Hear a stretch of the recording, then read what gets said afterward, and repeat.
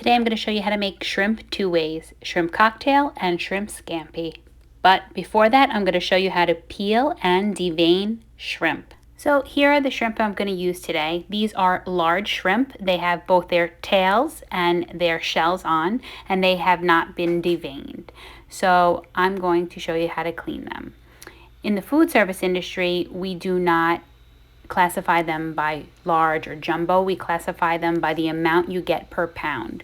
So these are actually 21.25 shrimp, which means I get between 21 and 25 per pound of shrimp.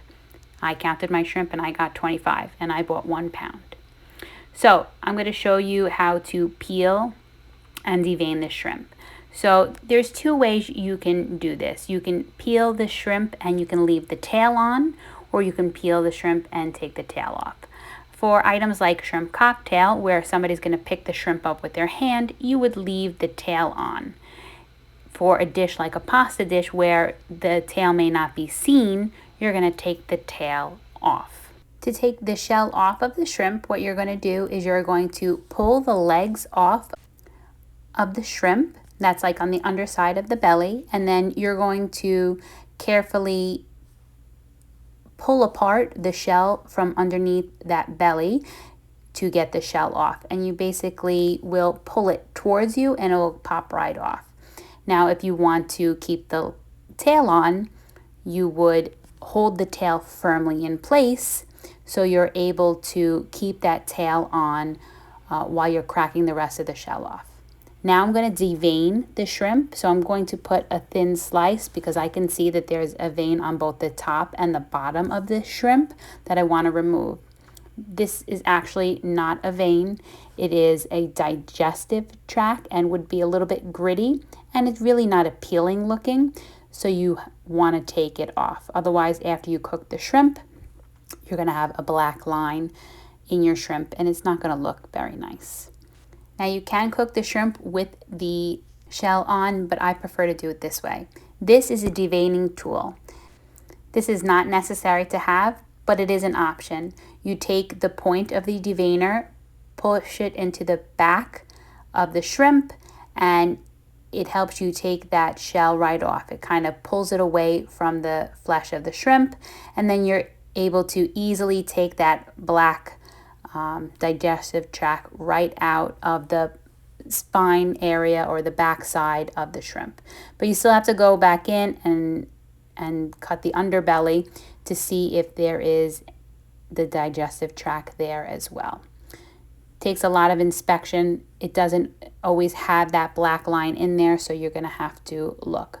But it is gritty, so you want to make sure that you get rid of it before you serve it to your customers. So one more time, you're just going to basically unwrap the shrimp of the shell. It kind of pops right off. For presentations where the customer can see the tail, or they'll be eating it with their hands, like a fried shrimp or a shrimp cocktail, you would take that tail off. Now you can cook your shrimp in the shell first and then repeat this process, or if you're going to serve something like peel and eat shrimp, where the customer peels the shrimp themselves, you can just cut the back of the shrimp with a scissor to get that vein out.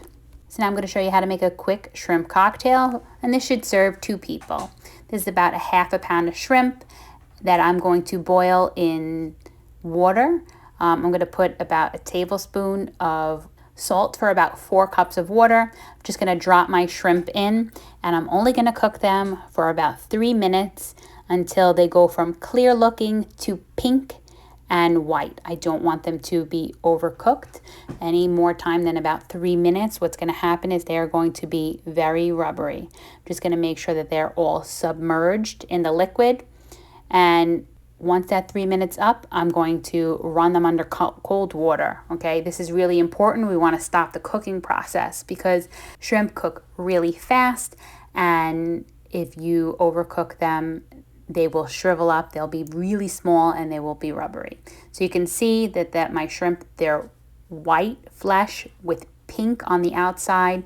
That means they're cooked all the way through. They're no longer opaque, so they're ready to go. I'm just going to chill them. And while they're chilling, I'm going to make myself a cocktail sauce. Here in the United States, we make a sauce called a cocktail sauce that is ketchup. So here I have 2 tablespoons of ketchup, a teaspoon of lemon juice, a couple of dashes of Worcestershire sauce, and also about 2 teaspoons of prepared horseradish. You can put more or less prepared horseradish if you want. It is a little bit spicy the more you put in there, but it is a really great addition to your cocktail sauce. Now, prepared horseradish is horseradish that has been shredded and soaked in vinegar. And so you can use fresh horseradish that you find and grate yourself, but you would probably have to soak it a little bit in vinegar so that it changes its consistency. In other countries like Britain, they serve their shrimp cocktail with a ketchup and mayonnaise based sauce, but here in the United States, we use this traditional cocktail sauce of ketchup and horseradish. So this is a great appetizer to serve your guests. It's very elegant, and traditionally it's supposed to be served in a champagne or a cocktail glass like below on the right, but this is the way I decided to serve it. You give about 4 to 6 shrimp per person depending on the size. Next up, we're going to prepare shrimp scampi, which is shrimp with a butter and a garlic sauce served over spaghetti, but you can serve it over rice or on its own.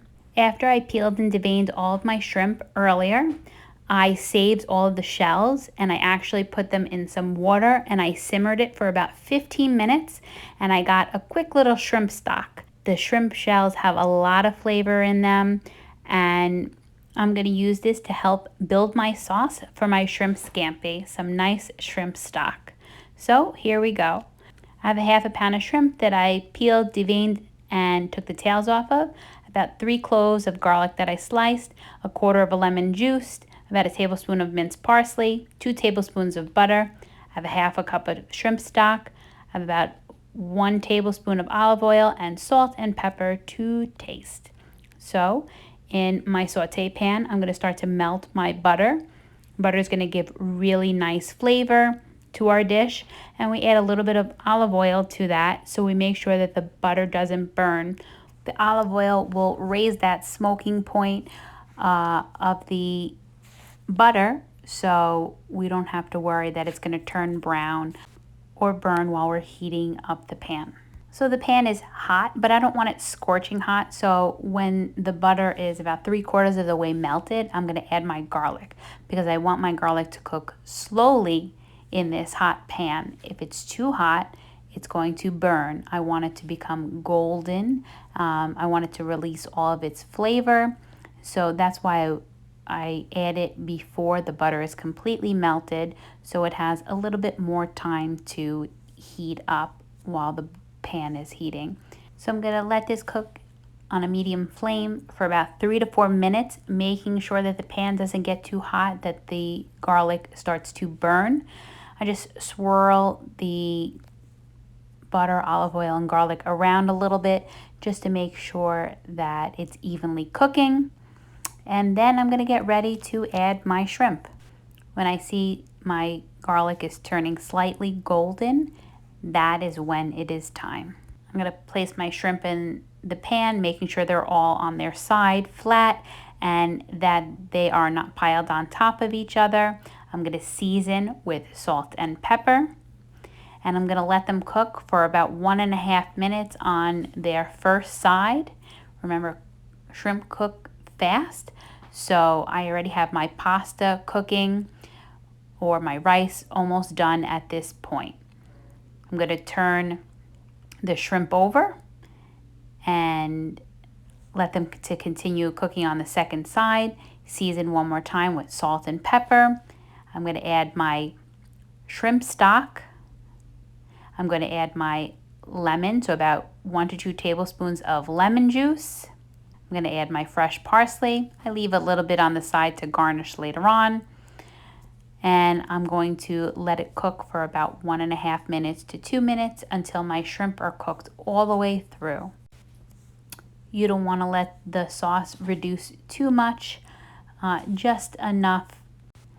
If you want to finish it off with a little bit of cold butter or cream, you can, but take it off the flame when you are about to do that.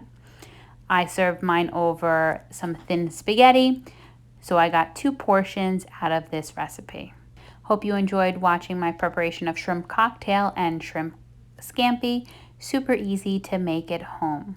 Thanks for watching. Don't forget to give this video a like, subscribe to our channel, and hit that bell for notifications for when we post new videos.